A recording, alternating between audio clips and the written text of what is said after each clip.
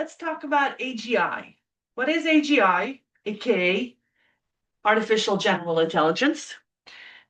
Um, how do how does it work? Um, what does it mean? Like, what difference does it make to us? And do we have it yet? So the idea is that with AGI, you're having an AI that is roughly equivalent to a human. It can answer general questions in generally human ways. And I think we would all kind of agree that we're there. Uh, a chatbot like ChatGPT can very easily pass as human if you don't realize that you're at chatgpt.com, right? Especially if it's deliberately pretending to be. So, for example, if you're a hacker and you're using ChatGPT to spearfish people, or to, I mean, people are using it for dating because they don't know what to say, so they ask ChatGPT. Yeah, so definitely it is, I think, in any general sense of the word, as it's commonly used, we're already there. Um, so, couple of reasons why technologists say that we're not there yet. So, first of all, the goalposts keep moving. So, it used to be that something that played checkers would be considered artificial intelligence. And then it's like, no, no, no, that's just a computer program. Now, if it played chess, well, it played chess. And then after that, it was like, no, no, that's not AI. That's just a computer program. And then it played Go. Like, no, it's not AI. It's just a computer program that can play Go. And the same thing now. It's not AI. It's just a chatbot that's pretending to talk like a human. It's not actually AI, right? It's not actual intelligence. It's not, it makes all these stupid mistakes, right? Yeah, and humans make stupid mistakes too. AIs make different stupid mistakes than humans do. And in some areas, AI is smarter than a human, and in some areas, it's dumber than a human. But I think overall, it kind of balances out. And overall, it's already as creative as a human. I just posted a video about that. It's definitely more accurate than humans in a lot of areas. It makes mistakes, but it doesn't make mistakes as often as humans do, which is something that we miss, I think, sometimes when we talk about AI and hallucinations. We want AI to be 100% perfect. And that is important. If you're relying on AI to support, say, medical decisions or air traffic control decisions or financial decisions, you want the AI to be kind of 100% accurate. But it's replacing systems like humans, which often are not 100% accurate, right? Anyway, uh, different topic for a different conversation. So AGI, are we there yet? In my definition, is it roughly the same level of general intelligence as a human? I'd say, yeah, we're there. Um, and a lot of things that you would ask a human for, you can now ask an AI for. Where should I put the sofa? Do I look fat in this suit? So and so said this to me. What do you think he meant by that? These are not questions that we would have even conceivably thought of asking a computer 5 years ago. And now it's routine, and we're not even like thinking about it as something special. Oh, it's just a chatbot, right? Um, it's crazy how fast our expectations are reset when the technology moves, and all of a sudden it becomes old hat, right? I think it's totally insane. All right, so one reason why technologists say we're not there yet is because they keep moving the goalposts, which is makes sense if you're trying to sell the new technology. You never want to say, yeah, the thing you've got is good enough. You always want to say, no, we're not there yet, but the next release, you should buy that one, right? You should invest in us because the next thing is going to be really good. And then another reason is that there's some uh, contracts between Microsoft and OpenAI that depend on the definition of artificial general intelligence. And so there's financial motives at stake for how you, like, where exactly you draw the line. So that's happening. Other reasons are like philosophical reasons. We don't want our AI to have general intelligence. That is very frightening.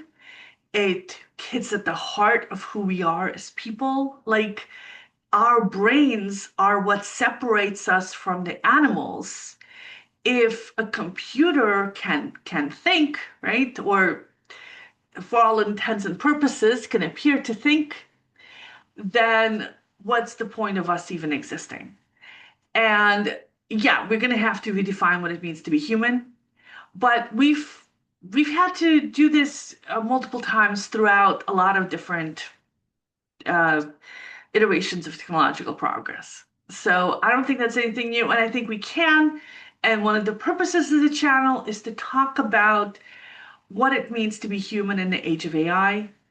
And we have to let go of ideas of what makes us valuable and look for different things that makes us valuable that AI cannot do. And I think there are plenty of those things, and there's plenty of opportunities for us to find meaning in life and business opportunities and jobs and everything else, which I talk about too. And this is kind of one of the things that I'm looking at. And I have a personal stake in it because I'm a journalist and my job is kind of on the line here. But also I cover AI at my day job. So I kind of see both sides of it. So I'm kind of excited about it because I cover technology and I love technology. I'm also a little worried about it. Um, but yeah, I think we're there. So what does that mean for us? So the doomers and gloomers say that once AI hits a certain point of functionality, I mean, everybody's out of a job. And I don't think that's correct. But I think that informs a lot of both the fear and the avoidance of using the term AGI. Because if AGI is here, we're all out of jobs. And clearly, we're not all out of jobs. Our unemployment rate is less than 5%. Some people are having trouble finding jobs, but in other areas, they can't hire people fast enough. And the number of jobs in the AI impacted professions is actually increasing, and so are the salaries. So the places where you would think we'd lose the jobs, we're actually gaining them. And we hear the headlines about the layoffs, but we're not seeing the flip side of those headlines. So if one company lays off 1,000 people, that's a headline. If 1,000 companies hire one person each, that is not a headline. And that is one of the biggest problems with with looking to news headlines to see what's happening, because news headlines tend to focus on some things more than others. And it's not like necessarily the media's fault, it's the way our brains are wired. We tend to look at the bad news first. And in order to compensate for that, we have to be like really, really careful about it and manage our news intake so we don't just consume the stuff that's bad for us. It's kind of like the way we want to eat fat and salt, but eating nothing but fat and salt is very, very bad for our health. So we have to make a conscious effort to eat vegetables, right? So it's the same thing with consuming news. It's very easy to consume only the bad news that's scary, but also kind of titillating and also confirms our biases, because it's salty and it's fatty, right? It's that kind of attitude. And it's a cognitive bias, and we have to be careful to compensate for it. I do it by deliberately subscribing to good news channels. And this is how I found out that, um, the amount of renewable energy that's being produced is at record highs. It's accelerating everywhere, and coal production is just dropping through the floor. And we're saving lots of land and preserving it and saving species and stuff like that. We are making progress in a lot of areas.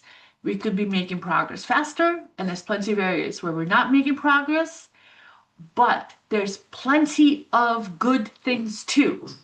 So, yes, AI is bad for writing academic papers and research papers because we wind up with AI slop in the journals. Yes, but also when AI is, that's my dog, when AI is used responsibly to help with research, it's accelerating drug discovery, it's accelerating material science, and accelerating all sorts of good things too. So when we focus only on the negative, we tend to like miss all the positive stuff. So with AGI, we are seeing positive stuff. People are asking ChatGPT for help for things that they would normally ask a human for help with, but do not have a human they could ask for help with those things. If I want to make something with the ingredients in my fridge, not a high risk use case, not really something I can talk to my friends about because they really don't care. And they really don't have time to, watch me spend an hour going through the stuff in my fridge and, pulling out like old expired spices. Maybe I could do something with this without before I throw it out. So yeah, there's plenty of opportunities where AI can help. Again, we have to be careful not to use AI in a way that disrupts our human relationships. That's the maintaining a balanced diet kind of thing. So we do have to get better at that. I think we do need education about that, how to do things responsibly, and how to do things that is better for our health, right? How to like turn off social media before it gets bad for us, how to turn off TV and do a hobby, how to spend time with friends instead of just being on Twitter, how to do something good for the environment or do something good for the world, go out and volunteer instead of just sitting and complaining, right? We could be doing positive things, proactive things, if we're more mindful about how we spend our time, how we spend our resources, and how we spend our attention, which is also uh, a resource in short supply. Anyway, so that's my little rant there about being careful about the news you consume. So yeah, so use AI responsibly. It can be useful. It can also be stupid. It can also be damaging, just like everything else around us. We need water, but water can also kill us, right? The same is true of absolutely everything out there. And yeah, I think there's a lot of good potential in AI. And the fact that it's becoming to the point where we can interact with it as if it was a fellow human, but we just have to be super aware of the fact that it is not. All right, so I'm gonna go and figure out what my dog has been barking at, and I'll see you guys next time. Bye bye.